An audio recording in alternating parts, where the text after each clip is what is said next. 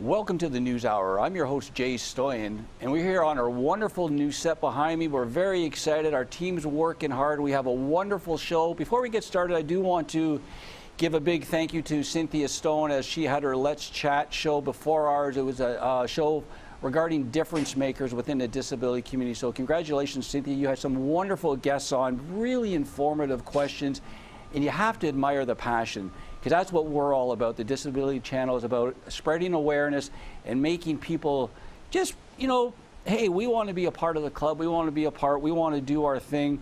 Before we get into it, I'll introduce today's guests. We have on some fabulous guests from Back in Time film. We have on the director, Jason Aron, along with cast member Marco Pasqua. So let's get her into it, and then we'll take a break, and we'll do some news later on. But I'm very excited to bring in, from the Back in Time film, director Jason Aron and cast member Marco Pasqua. Guys, thanks for coming on today. Really appreciate it. Pleasure to be here. Thank you. Why don't we do this? Why don't we start with Jason? And I'm just going to start with the title of the film, Back in Time. And if people aren't aware, it's sort of like a takeoff from Back to the Future. But instead of me explaining it, we have the director here, Jason Aron. So Jason, why don't you tell us a little bit about the title of the film, and then I'm sure we can go many different directions. Sure. So Back in Time is it's a documentary, and last year was the 30th anniversary of Back to the Future, for those that didn't know. And we spent the 2 to 3 years prior to that just putting together as much as we could about not only making of the film and talking to the cast and crew who was involved in that, but looking at the way Back to the Future impacted fans. And it very heavily impacted fans. Marco, who's on the other end of the call, was one of those guys, and we just put together the best documentary that we could. Well, it's so great because watching the trailer, you had like Michael in there, you had Marco in there. Marco, tell us a little bit how you connected with Jason and how you felt. Sure. Yeah, I've always been a fan of the franchise my entire life, and when I saw that Jason was creating this Kickstarter in order to raise money to make the documentary, I literally just sent him a message via the internet to congratulate him and to thank him, because the film means that much to me. I had said that I'd missed the mark on his first Kickstarter campaign to get involved, but one thing led to another, and they needed more funders or contributors for a second round of Kickstarter campaign. And Jason was nice enough to let me know that I still had an opportunity to get involved in the film. Now, when I explained to him the impact that Michael J. Fox had on my life, being somebody who got an acquired disability, and how much that inspired me and has influenced my own business, I was shocked to hear Mr. Aron tell me that he would love to come down with the crew and film a little bit of my story, which I thought maybe would be included in the bonus features. I had no idea, up to and including the trailer, that my story would be featured as part of the film. So I was very touched by that. Well, it's just to add to that, you and your family and your friends and everything, Marco, must have just been going, what? What? Absolutely. No, I think the great thing about Jason as a director is he really understands the bigger picture, understanding the story as a whole. And I was really touched to see the way in which he edited my pieces together to really show that fans are impacted on more than just a surface level. These fans have been influenced their entire lives by this film and really been shown opportunities that you can create your own destiny, you can create your own life. And that's really what resonated with me. And I feel that that was accurately captured in my segment of the story. So again, Jay Aron, thank you so much, man. I love you guys. I love the film, and I think it's doing really well. Well, this is great. And Jason, again, I have to congratulate you for reaching out to Marco in the British Columbia area, because yeah, like you're calling in from New York City. You didn't have to do that. Getting back to the film now, obviously you must have been very a passionate fan, Back to the Future. How did this get rolling, Jason, regarding the documentary? Marco kind of touched on it. Back in 2013, we reached out to the Kickstarter community. We figured that if the world is going to be interested in seeing a documentary about Back to the Future, what better way to fund it than by giving the world literally an opportunity to do that? And we were successful back in 2013. We raised about $50,000 on what I call a hope and a prayer, because while our trailer looked good, there really wasn't much in it. I mean, we only had the opportunity to, just in terms of money that we had for production, to interview one family. That's the Shays up in Hubbardston, Massachusetts. And I guess they gave us enough because people got behind us, and immediately after that we went into production. And I think the interesting part about this film, you know, you talk about Marco's surprise to be included in the documentary, but to me it was a no-brainer. We just hit the road running and started filming. We sort of didn't have a roadmap. We didn't have a script. We didn't have a story. We had done, obviously, a lot of research before going to Kickstarter the first time, but a lot of these stories came out of the woodwork, and Marco's was one of them. I mean, how else would I have known that Marco existed without him contacting me? And as soon as I read his story, and I mean, Marco's being modest. I mean, essentially, he told me a little bit of his story in an email, and you know, wanted to get involved financially with the film. And I read right past all that stuff. I was like, wait. I was like, forget how you want to support the film. I was like, I need you in this film. I was like, your story is exactly, you know, what we're looking to capture in terms of people who are so touched by this iconic trilogy that, you know, it gets them to go out and do bigger and better with their lives. And it was perfect. So a lot of what happened with Back in Time, I mean, there are other stories like Adam Contras and his, you know, his mini golf course and Back to the Future hole. And I mean, that we didn't know about, that we found out about. Literally, the Adam Contras story, we were in between filming Dan Harmon and Robert Zemeckis. We had a day off in between and just went to Adam's house as he emailed me through Facebook. So Wow. there was a lot of that kind of stuff going on, and Marco is no different. Obviously, it's costly to fly a crew up to Vancouver. We ended up being able to piggyback that trip up with another corporate client that we were shooting for. So it made it financially possible for us to get there, and we worked out the timing perfectly. That is such a great story. Now, let me ask you, Jason, some of the responses from the people that were in Back to the Future and the fans and your family and your friends. Like, what are some of the responses that they've interacted with you? I'm sure our people would love to hear that. And also, I want to touch on the disability angle, because that's so important to what we're doing here.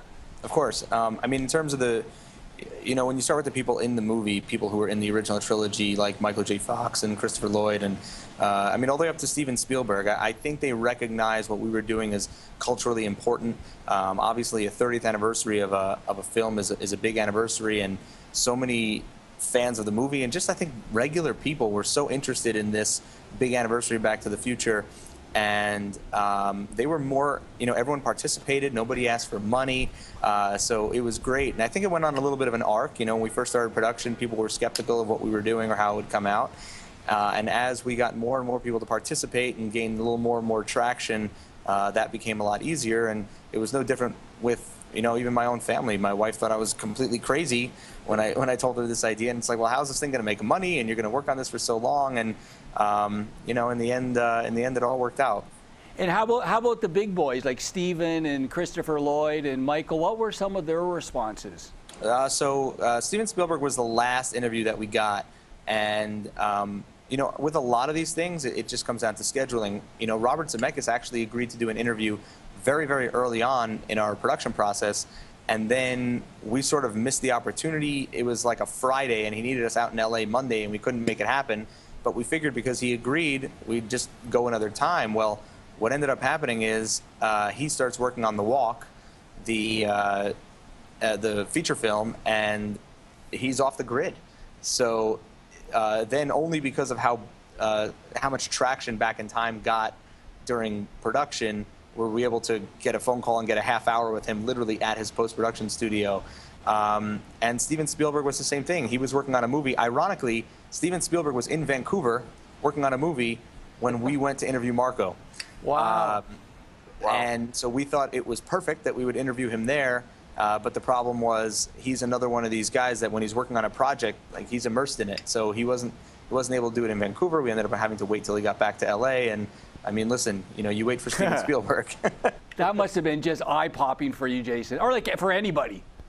I mean, you know, as a fan of a trilogy who decides to direct a documentary, to be able to literally sit down, you know, 6 inches from Michael J. Fox and have a conversation with him, and just, you know, even when the cameras turned off and we were just talking about hockey, of course, Michael's from Canada, and he's a big hockey fan, and I'm a big New York Rangers fan, and just talking about that, I mean, it was surreal. That's so amazing. And I guess maybe you guys can both add this, but give us your take a little bit, maybe with Marco first, regarding the disability angle, and of course with Michael going through his own issues, and and all of us going through our issues. How did that make you feel a little bit, Marco?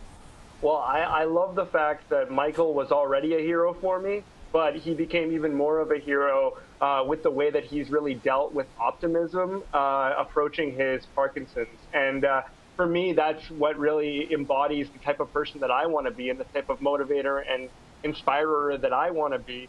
So for myself to relate that back to my business as an inspirational or motivational speaker, it just really furthered my love for who he is and what he does in his community. And the great thing that I do know about Michael is that it's about so much more than just himself. He's always getting himself involved in things where he can impact on a global scale. And really, that's what I want to be able to accomplish in my own life. So to be able to mirror my own story after somebody that I love, looked up to my entire life, and the way that Jay really captured that in the film, I think was a home run. And really, there's a lot of people that have told me they were watching it on Netflix. They pause it right after my segment because they have to find out who I am and email me and say how much that their story impacted. One girl from the UK actually quit her job the next day after watching Back in Time to start her own business as a life coach because she was inspired by my story. And that's thanks to Jay and his crew for making that happen. Isn't that amazing? That's an amazing result from the film, Jason. You guys should be very proud. Now, Jason, before you made this film, did you have any interaction with persons with disabilities? Were you aware? Were you know what I mean? Like, just tell us a little bit how it affected you. Yeah, ironically, we do a lot of corporate films. That's sort of how we eat. And one of my biggest and oldest clients, one of my first clients, is a foundation called the Alan T. Brown Foundation. And it is an organization that looks to further the lives of people with paralysis.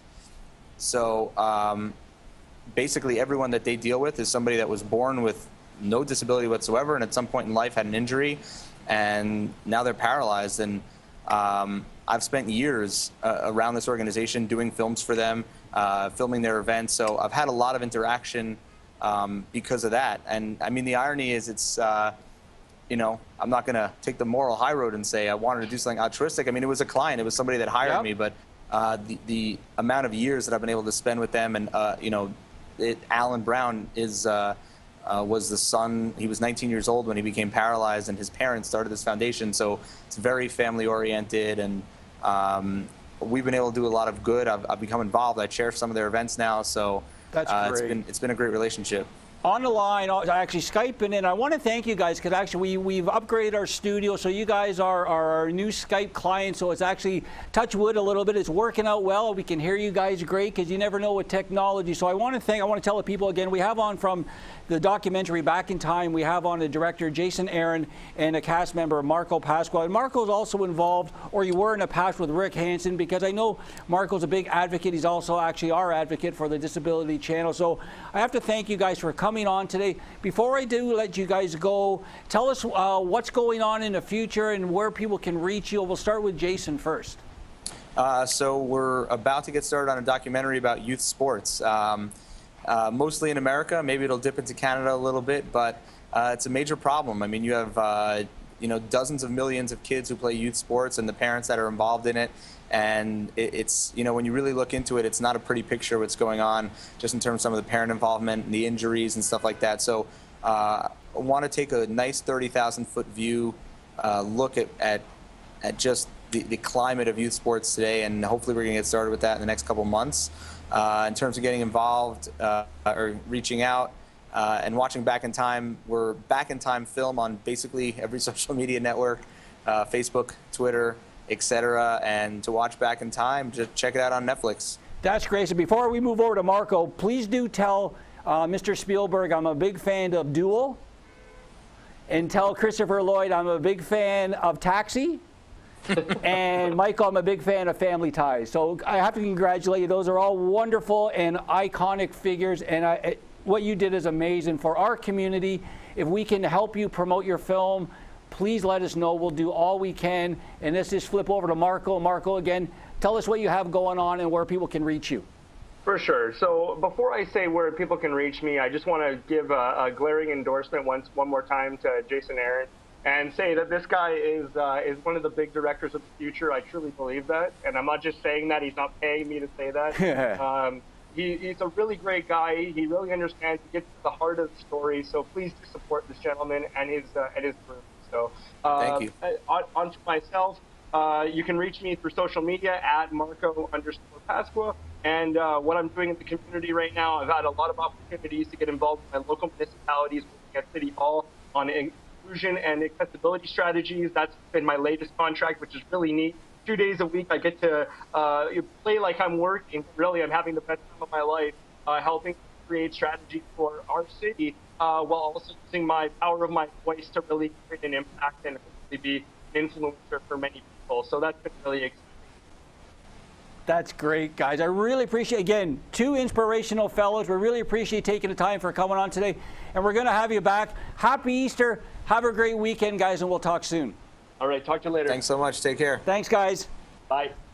All right, before we take a break, again, we had on 2 fabulous guests from the film, the documentary. Back in Time, we had on director Jason Aron and cast member Marco Pasqua. Check these guys out. They're doing great things for the for society, for the community, and we love to have them on. We'll have them back anytime. I think we're going to take a quick break, and then we're going to come back and talk a little bit more news. And then we have on, as our second guest, we have on veteran Captain Wayne Johnson coming on. So stay tuned, and we'll be back with the news.